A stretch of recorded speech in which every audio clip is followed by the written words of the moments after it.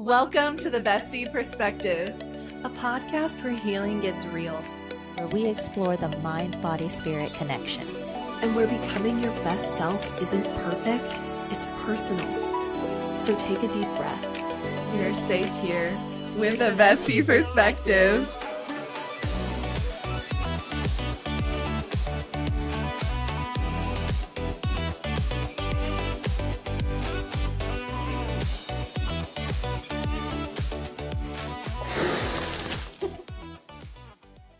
Some women have known their whole lives. Others have spent years quietly grieving the version of themselves that they thought they were supposed to be. And some are still in the thick of figuring it out, holding the question like it might break if they squeeze it too tightly. Welcome to the Bestie Perspective, and today we're stepping into the great baby debate. Not to settle it, but to sit inside it for a little while.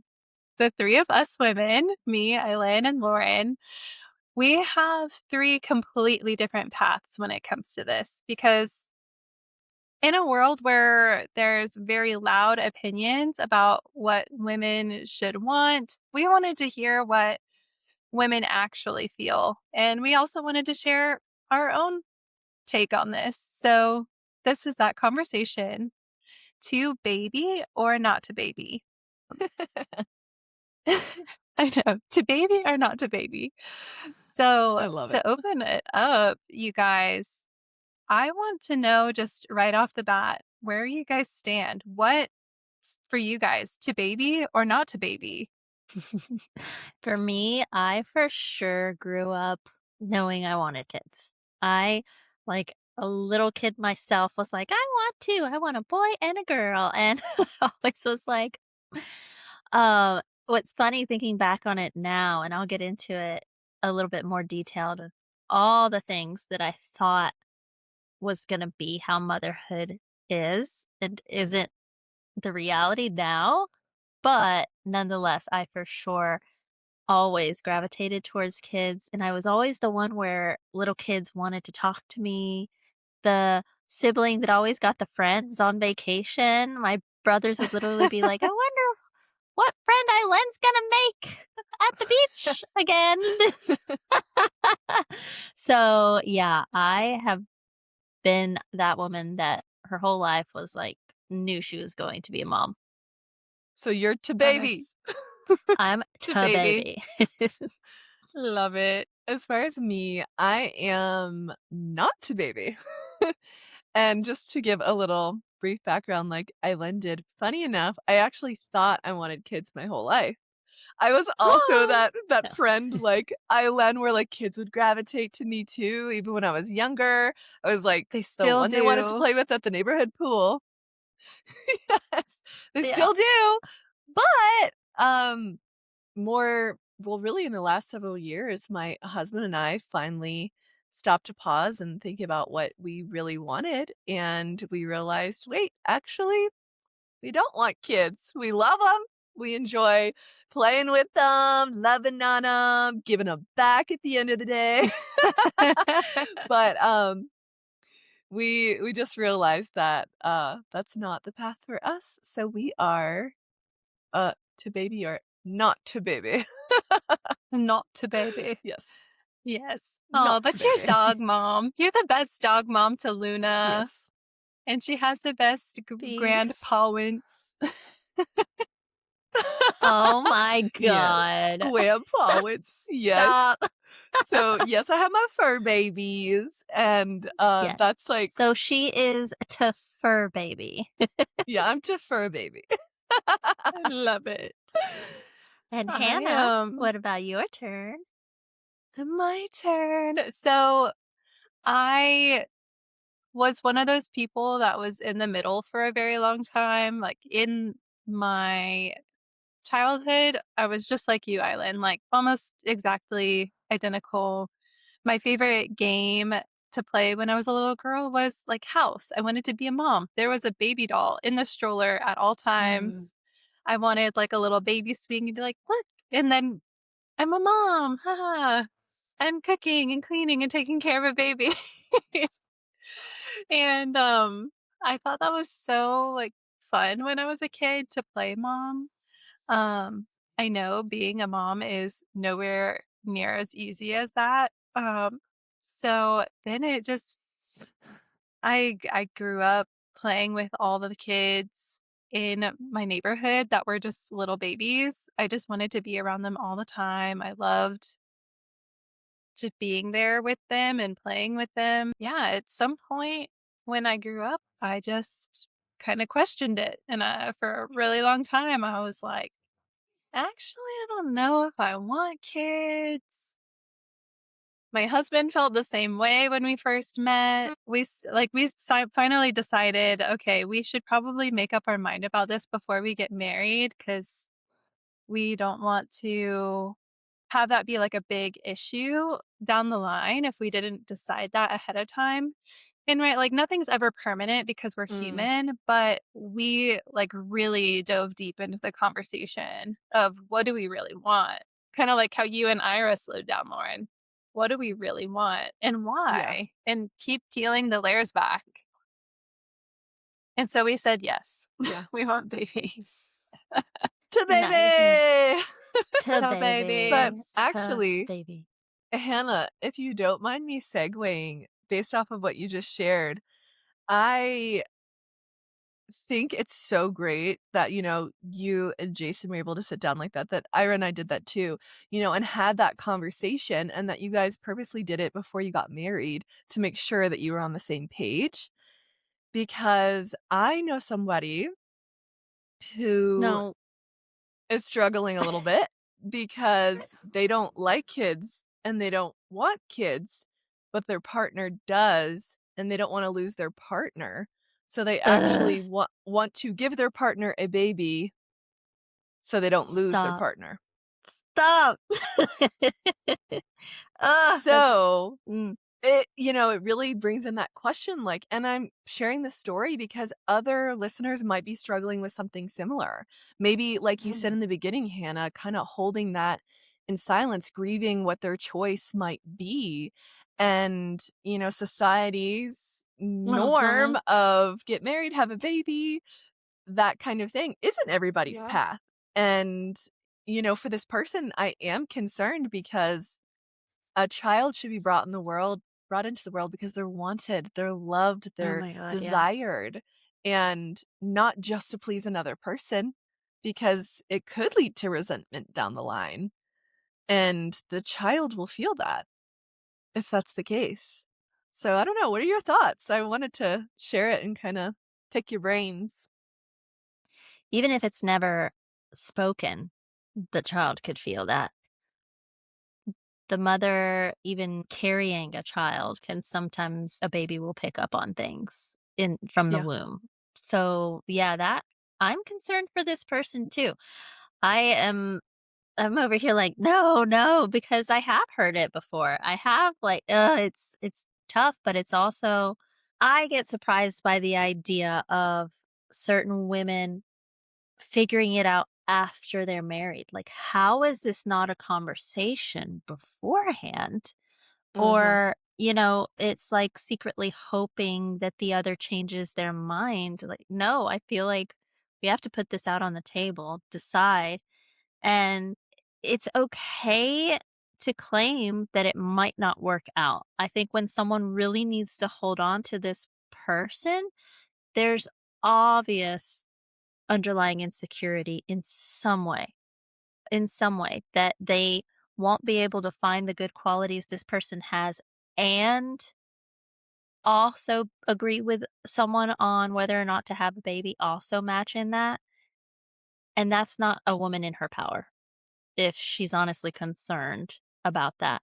So I just feel like if there's anyone out there dealing with this, you really have to, whether it's go to therapy or counseling, coaching, or inner work, however that looks like for you, you have to sort through that before solidifying anything. Because maybe in that process, you actually realize that you were the one that did need their mind changed because you had some trauma or whatever it may be.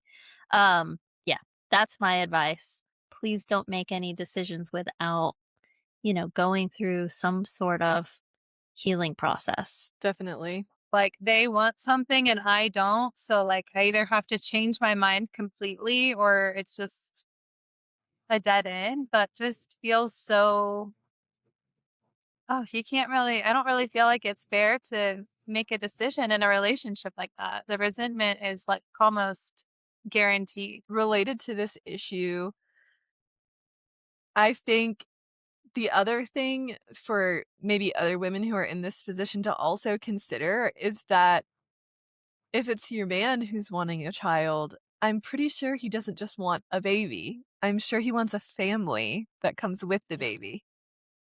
And that's just something to consider as well when making that decision. It's not just you giving him a child to please him, because I'm sure it's the whole package that they're looking for. And I think the part of that package, that vision for a man that wants kids is a happy mother of that child. Mm, Not, okay, you just gave me a baby because I wanted it and period, end of story. No. I mean, you sacrifice even just your body in delivering that baby, for example. right. That's just the beginning of it. So you better be sure. There's so many different scenarios that someone could be in. Like, in that case, those people have the choice and they have had the conversation, right? Those people you're talking about. There are people who go into marriage, right? And they maybe either felt differently or the same, and maybe they ended up wanting children, but they couldn't have children. Mhm. And there's so many different dynamics like that to consider that could really put a marriage through it, you know? Ugh, I can't even For imagine. sure. Yeah. In my time as a pediatric nurse, I saw drug addicted mothers having 7 children in the system and the one of the kids coming in and that's their history. That's what we read is like, oh, this is their adoptive parent. Their mother, their biological mother has, 7 others. Is something to be said for a woman that is actually should at least be honored and respected when they say, I know that I don't want children. I would hope that that is respected, that that is maybe not understood, but I can appreciate that rather than someone be irresponsible. I'm sorry whether Mm, it's you're addicted to something or not, like bringing children into the world unresponsibly is not, it shouldn't be acceptable. And so, yeah. I honestly have an appreciation. I would rather someone say they're not going to rather than someone either A, not care or B, just have such a lack of awareness and think that, yeah, no big deal. I'll just pop a few out. Yeah. Yeah. Yeah, we'll figure it out. It's so crazy to me It's just how so not what fair to the child. no. And I also think too about my time living in Dominican Republic, how it's such a different culture in DR. These women are having babies in their 20s. Like, you might already have 2 kids by 21, and that's normal. And so when I got to DR and I don't know, I'm trying to do the math. I guess I was 26 or 27. And everyone that I met was so surprised that I didn't have kids already. They were surprised that Jason didn't have kids with another woman already. My gosh. My goodness. Oh, wow, So, another woman. When I traveled to Nicaragua, it was actually very common, like, cheating was so common, and so, I guess wow. that's just wild to me that they were just expecting, "Oh, if they don't have kids, he's probably already had some with someone else." What? Oh Or my like in a gosh. previous relationship, it didn't have to be cheating, but they do have Fair, fair, a record here. fair enough, fair enough. Yeah. I actually have, I do have a question for you, Lauren. Being someone that knows she doesn't want to have children, what kind of responses do you receive, or questions, or pressure for that Mm, matter? yeah. Yeah. I think, there are definitely a lot of assumptions as a not to baby person. I think there are assumptions like, oh, you must be selfish, or you must hate kids, or you Ooh. must be not a family person, or just like cold, not nurturing. Um, that you'll regret it later when you are not fertile enough to have kids anymore. Those are some, I would say, of like the most common assumptions. And if not directly to me, even assumptions that I've seen made about other women who don't have kids. And, Mm. it's crazy because I think y'all knowing me, none of those are true. Um, and as far as questions, I think one is, like, also the, "Oh, do you think you'll regret it later?" When Hmm. you can't have kids of your own, and like Hannah said earlier, like, we can always change our mind, right? And I mean, my response to that question is usually just like, if I decide 10 years from now that I want a baby for some reason, then like I'm happy to adopt. I don't feel like it has to be my blood child for me to love it. Um, I also have heard like, aren't you worried about being lonely someday or not having somebody to take care of you is another thing I've heard. Hmm. But then like I've heard my that thought with that too. is like, well, having a baby just to not be lonely or to have somebody to take care of me isn't really a good reason for me to have a baby. That's more selfish than to not have a baby, in my Right? opinion. Yes, or the other thing that's funny is, both these ladies were in my wedding party, and literally the day after we got married, we had people, "So, when are you having kids? Are you having Oh my kids?" And we're like, first of all, god. no, but, like, we just got married yesterday." We haven't even gone on our honeymoon yet. Calm down. Exactly. So, I think just, like, assumptions also that it's definitely happening. I think, Mm. like, a lot of people just assume. I've had a So few. it's like, rather than, "Do you guys want kids?" It's, "When are you guys gonna have kids?" Yes, where, like, I have had some more, like, I guess I don't wanna say, like, aware, meaning, like, negative for the other people who did just assume, but, like, people who were a little more, like, in tune have asked me, like, "Oh, so do you see yourself having kids someday?" And, like, more so, like, opening the conversation instead of just like, "So when are you having them? You pregnant yet?" Like, just assuming it's happening, and I even got that kind of reaction, I think I told you guys, from my GYN doctor. I told her, like, N "I wanna go Oh off my birth gosh, I control, but don't I think don't I wanna get remember pregnant. I that. just don't wanna be on the medication." And I told her, "I don't wanna be on the medication anymore, but I don't wanna get pregnant." And then, she kinda just, like, brushed me off. She was like, "Oh, like, if you get pregnant, it's no big deal." And it's like, "I don't wanna have a baby, lady." Like, I'm having this conversation with you as my provider, trying to fucking tell you I do not want kids. And she was like, "Oh, it's okay. If you do end up pregnant, like, you just have a little baby."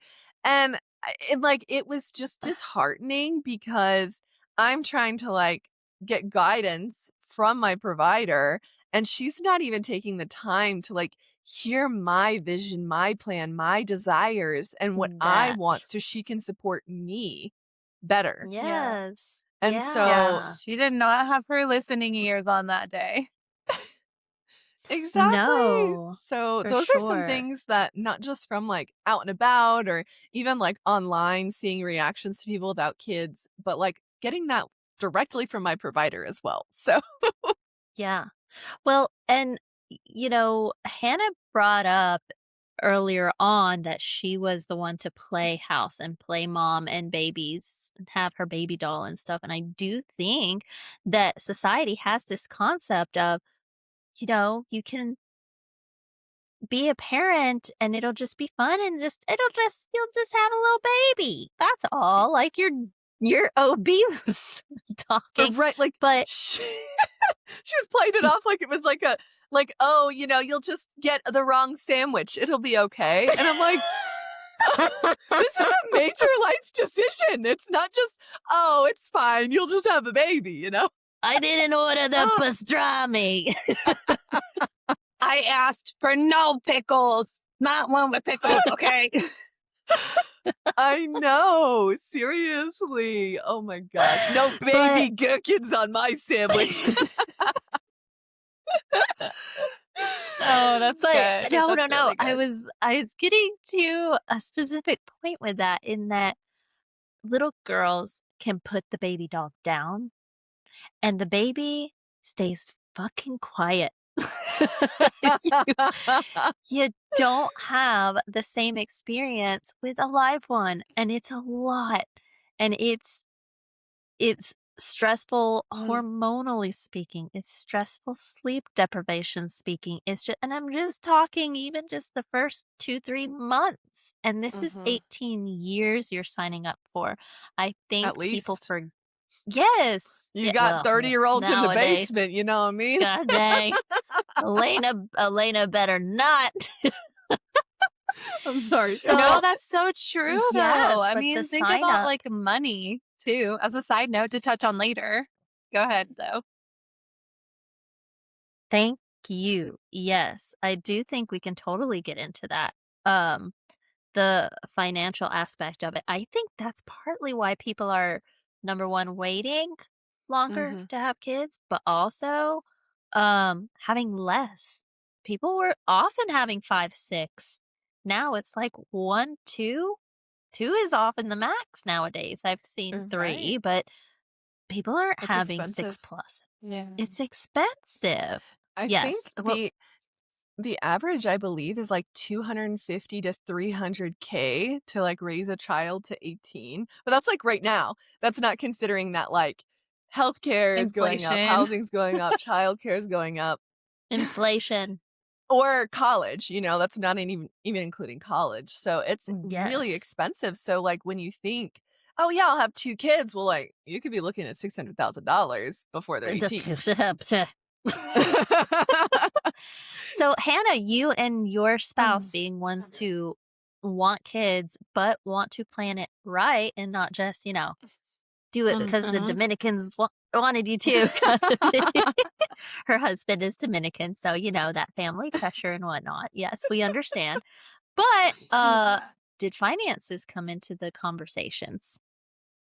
100%. And that's honestly, excuse me. One moment, please.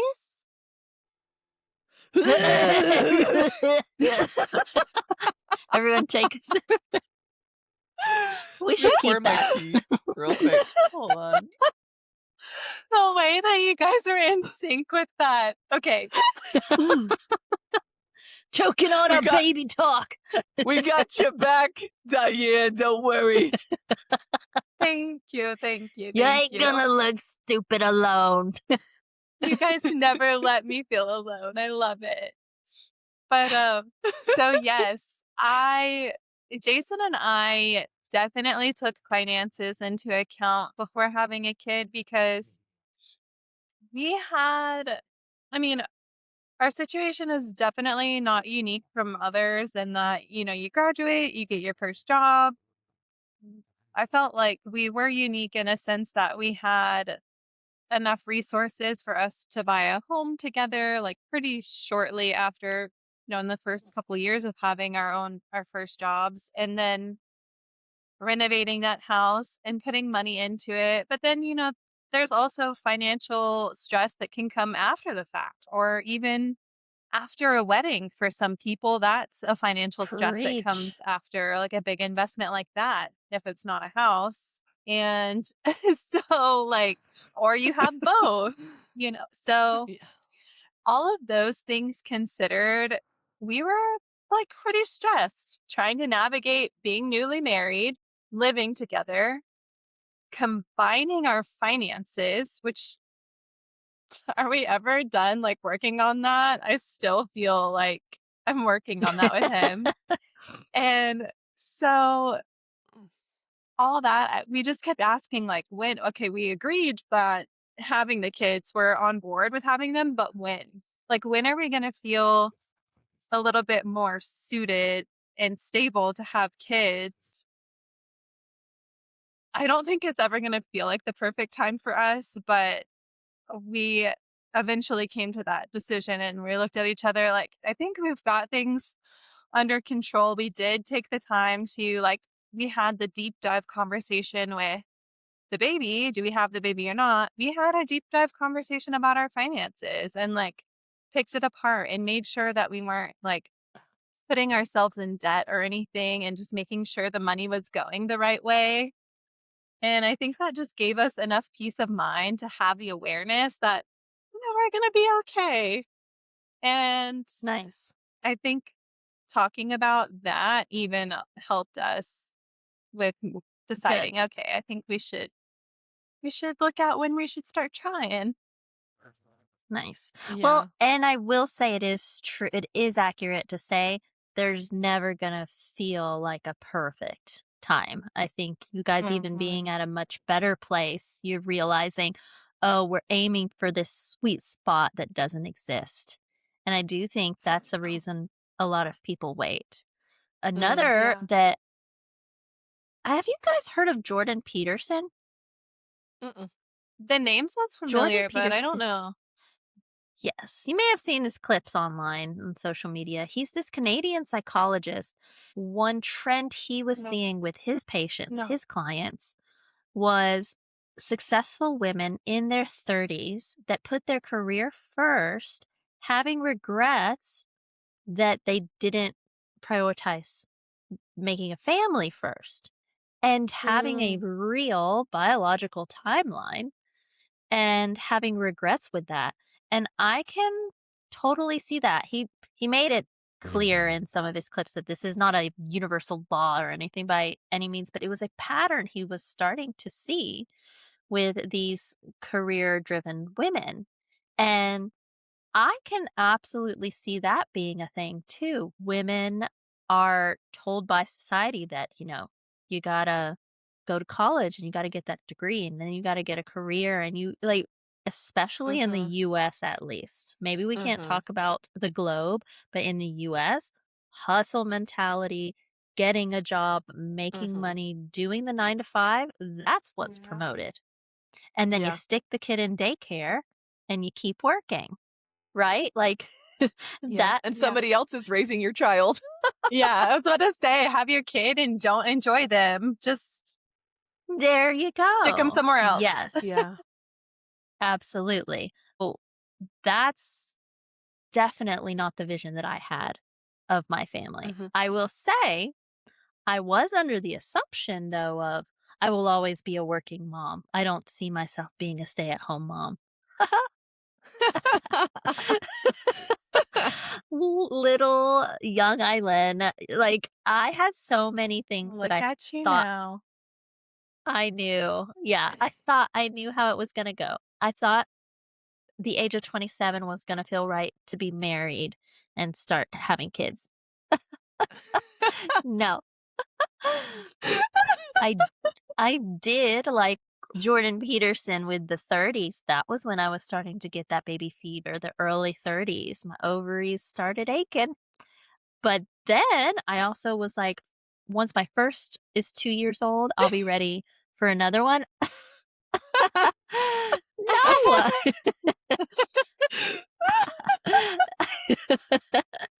I literally thought I knew about motherhood and that sort of thing, and I Oh my can totally understand if a woman also doesn't wanna adopt and wants to have their own child. I think every woman is different, but I Mhm. do agree with you, Lauren, that you can love a kid that's through adoption and fostering. I am one. I was flat out told, "Been fostering my nephew, it'll feel different when you have your own child. It'll feel different when you have your own. It won't be the same." I had several family members and friends tell me that. And I can now say today, it felt the same. I loved my nephew like he was my own. The imprint of feeling like a mother before I was a biological mother is very real. So it's very possible. And I think I want to speak to any listeners that are maybe even devastated that they can't have a child of their own. I am one to say that you can deeply connect with one that's not from your bloodline. Mm.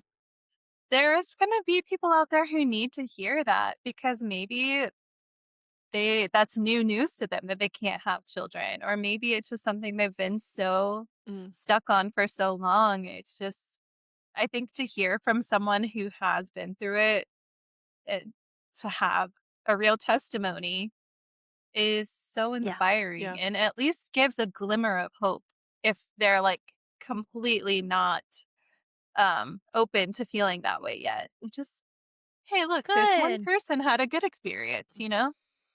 Yes. Yeah. Well, Absolutely.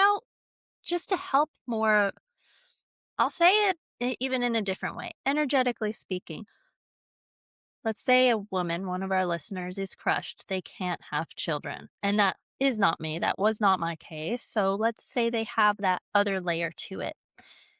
There is this feeling, this overwhelming feeling of having to give up being a mother. And if you can look at it from a different perspective and say, no, I just actually have to let go of being a biological mother because motherhood is an energy.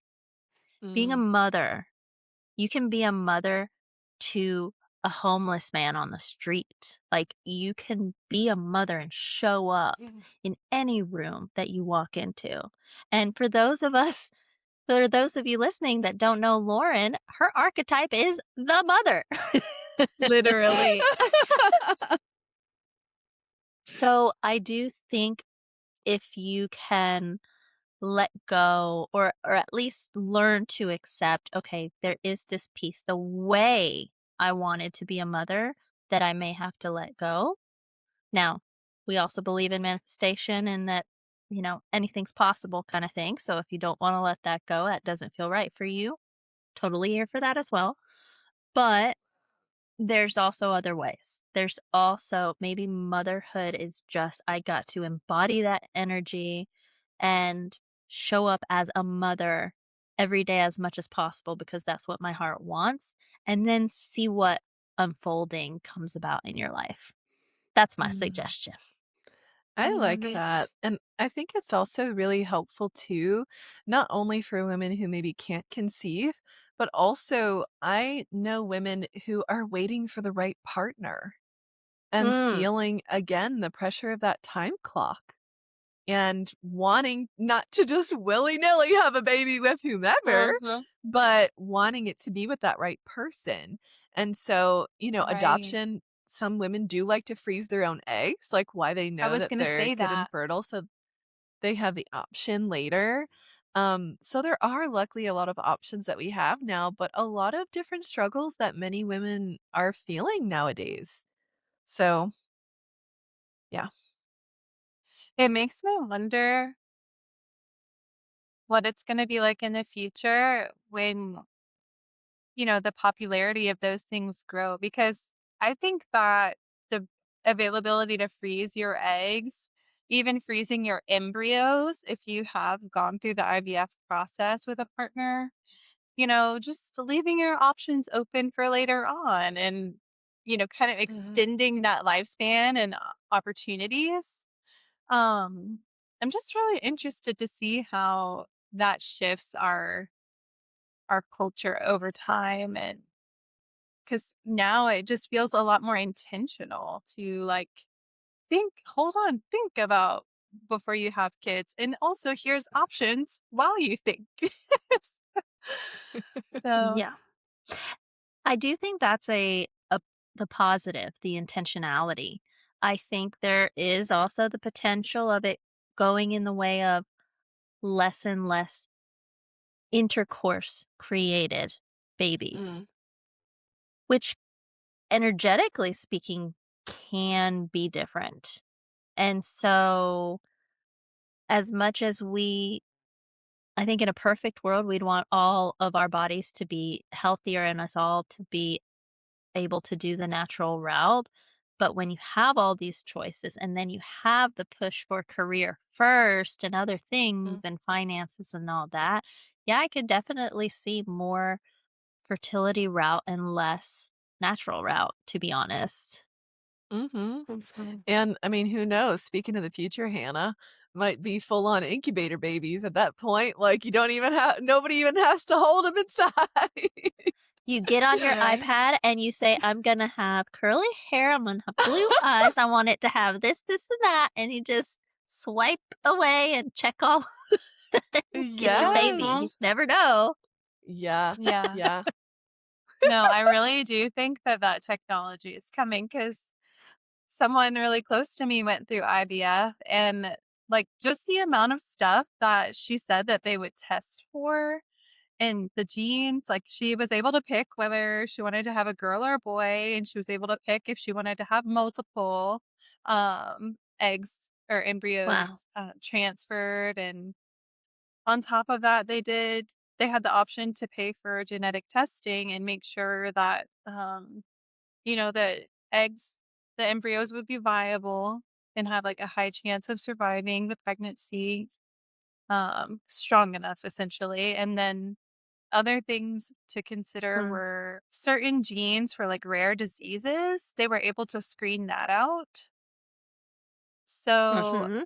I Wow. mean, I would not be surprised if eventually one day they're able to narrow it down to hair color, curly straight hair, eye color, skin tones, all those things. Mm.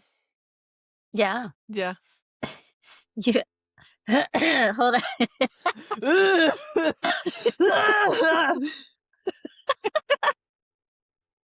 I love it. Never alone. I don't know if you're going to Never edit that alone. out, but I feel like I shouldn't. It's so great. um No, you made me think of when I was already pregnant and they were trying to sell me and Eddie on genetic testing. Sorry. And Eddie Eddie was like, "What? What?" No, I just have leftover giggles from us coughing. I'm so sorry. Continue. But So, continue. yes, no, so I'm already pregnant, maybe 13 weeks or so, and they are trying to sell us on this genetic testing stuff. Well, it's already basically like it's already cooking. It's not like we're gonna get rid of it. What's like, it's not gonna show anything. Like if beforehand you want to know what you could potentially give to your child, but Eddie's like a little too late, lady. If I wanted to, he would be okay with it. But I was feeling the same exact way. Like it's not gonna change anything now. A little too late. Mm. So, but yeah, the beforehand could all be a iPad, and you just choose. I will take a baby without autoimmune disease. Thank you. and if they don't have to pay other humans to be surrogates one day, if they can just go it in an incubator, like this conversation got started on, I was like, oh my gosh, just for the low Yeah. price of $200,000, you don't have to Right. bear the baby and go through the hormone craziness. And I'm like, but isn't that like a rite of passage? So like go through the trenches of like becoming a new mother and then like getting it, right? I don't know. I just feel like there's so many spiritual learnings and understandings through that. But obviously it's not something everybody can go through. But like if you're unable to carry the baby yourself, like physiologically, but I think becoming a mother in the first place still definitely has its own rites of passage, so to say. Mm. Yeah. And two, like, not even from, like, an inability to carry it, but even, like, other health things that the person might have going on that carrying a baby could just make way worse. Like, for example, if I did want kids, something that would be terrifying is I already have low back issues. Having a child could, like, Mhm. really throw that shit out of whack. So that would be, like, a really unmotivating factor for me to have my own baby, even if I wanted them. I'm glad you brought this up because I was gonna say a lot of women out there don't want to be pregnant. They don't want the delivery even, not even just the Mm, pregnancy, like, they don't wanna go through all Mhm. the scariness of that, and they don't wanna go through mm. the pain of childbirth, and so I find that I find that understandable, but at the same time, it is, I guess, a rite of passage to some degree that people could think of it that way, but it makes sense. Is that any factor in your choice to not have children? Because it's like, just I don't wanna deal with that part, even just the possibility of pain. Um, Mhm. it's definitely, like, not a factor, like, because if I really wanted, then I would have a surrogate or something, to not, like, risk Fair. it. So I'm like, it's not really a deciding factor for me. It's just more like, damn, it's kinda good that I don't want them because, like, that would be super terrifying to me. Mm. I've already been in pain for so much of my life that, the idea of something like getting to a good place and then having something on top of that. I mean, even right now, like where I'm at in my health journey, like I could not handle the burden of taking care of a child and holding a child right now and even like the extra weight and everything. I mean, it just wouldn't be like physically smart for me even if I was interested, but it I think it just like more so supports my you know, not to baby Mhm. decision more than, like, makes it. Yeah. Yeah, Yeah. that makes sense. So many different factors. Like, I feel like we could go on and on. I feel like we've covered a lot of the juicy ones, but I mean, most of them are financially related, I think, at the root because they have to do with like education costs, wedding costs, cost of living, housing, healthcare, childcare, job instability. Like the world is crazy right now. I don't want to bring my kid into it. And like, what's Yeah. this mean environmentally, like 50 years from now, or even 30 years from now? Do I want to expose them to Yeah. that? So like there's definitely a lot of fears that go into play. And so like I just always feel like you speak to fears the best, Eileen, when it comes to making empowered decisions, like how to navigate that. I'm so glad you were asking me because I was just thinking, as you're saying all of that, you shouldn't make a decision based on fear. So if that's what's dominating your thoughts as you think about having a child, then go with your reservations and don't, because you can amplify those fears. You can make them come into fruition because you're that powerful, not because you're just doomed or cursed or anything like that. No, it is just the power of our thoughts, our beliefs, and our power of manifestation. You don't turn it off. So if you're considering not having a baby and it's a fear-based decision to not, it's like either way. If the fuel for that decision is fear, then you've got to be rethinking the decision. That's my opinion. Mhm. And just to, like, segue off of this, like, in general, I feel like when making this decision, at the end of the day, like, putting it very, very simply, I think it's one of those things that you just really have to sit with and think, "Does this bring me joy?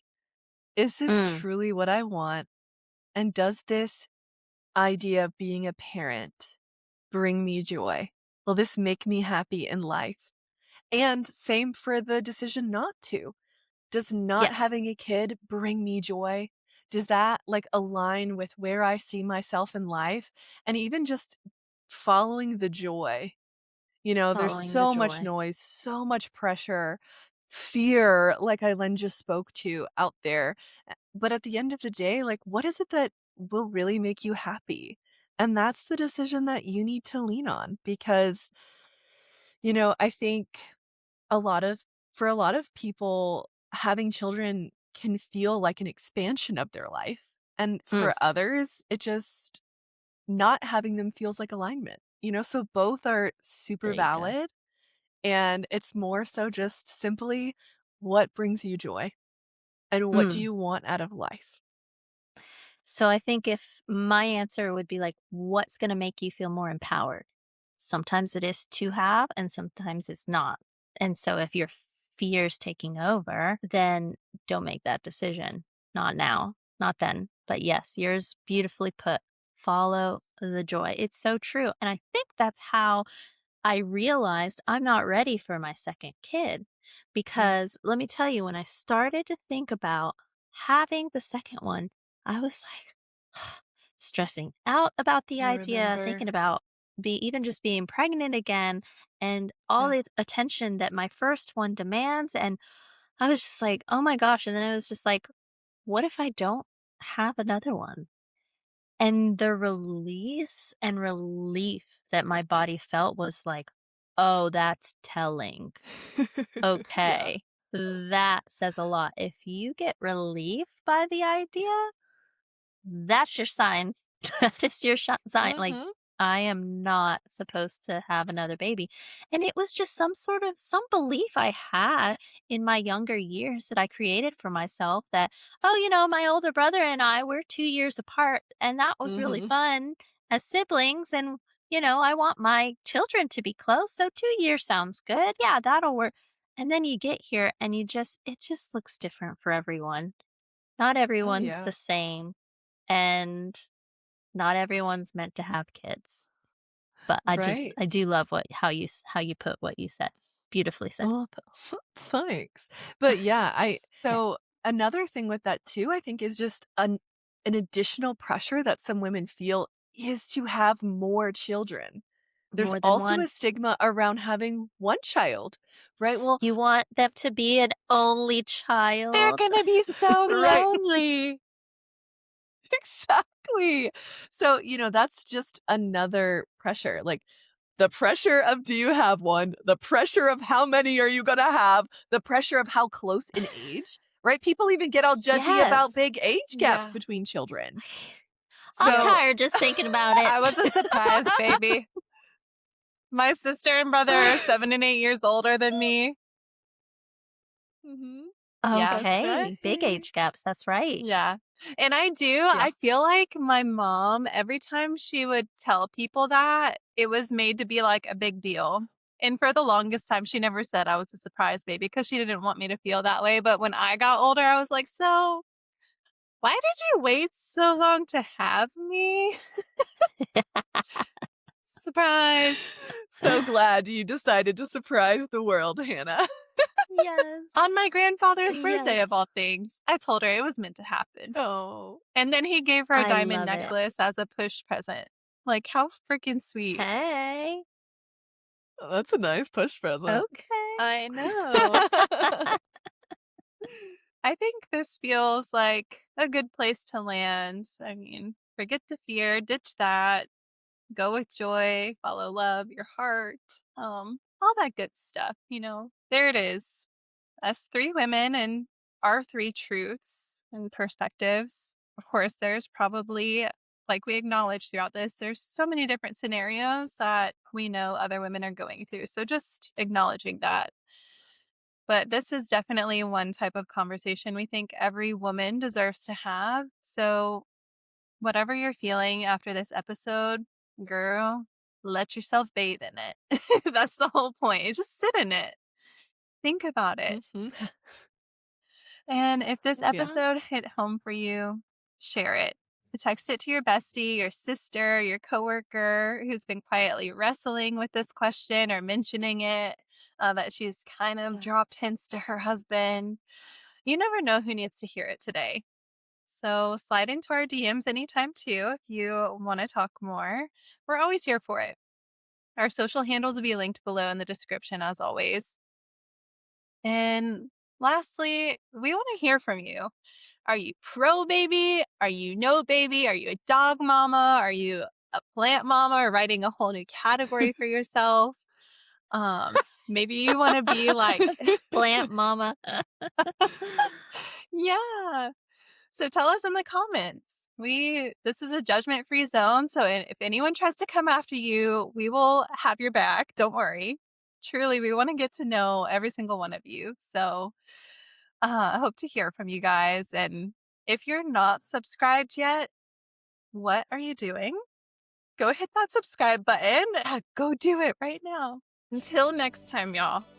Keep growing, keep glowing, and always trust in your own bestie perspective.